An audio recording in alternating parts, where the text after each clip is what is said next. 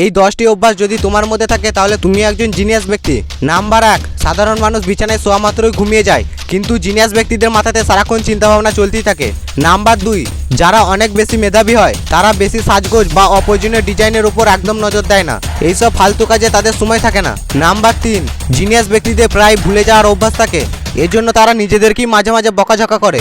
Number 4, যারা নিজেদের সাথে কথা বলে তাদেরকে দেখে পাগল মনে হতে পারে, কিন্তু জিনিয়াস ব্যক্তিরা অন্যদের সাথে আড্ডা দেওয়ার চেয়ে নিজের সাথে কথা বলতে বেশি পছন্দ করে।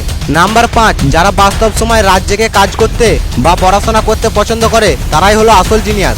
নাম্বার 6, তুমি খেয়াল করলে দেখতে পাবে যারা জিনিয়াস হয় তাদের টেবিল বা ঘর সবসময় একটু অগোছালো থাকে, এর কারণ হলো তারা গুছিয়ে রাখার চেয়ে নতুন কিছু করার দিকে বেশি নজর দেয়।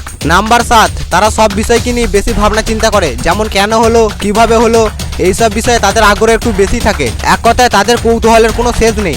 নাম্বার 8, তারা হই হুল্লোড় বা মানুষের ভিড়কে একদম পছন্দ করে না, বরং তারা একা একা সময় কাটাতে বেশি ভালোবাসে। নাম্বার 9, এরা নিজেদের কাজকে নিয়ে সহজে সন্তুষ্ট হয় না এবং সবসময় সেই কাজটাকে আরও ভালো করার চেষ্টা করে।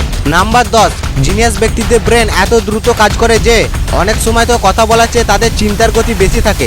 যাই হোক, তুমি নিচে কমেন্ট করে জানিও কতগুলি অভ্যাস তোমার সাথে মিলে গেছে।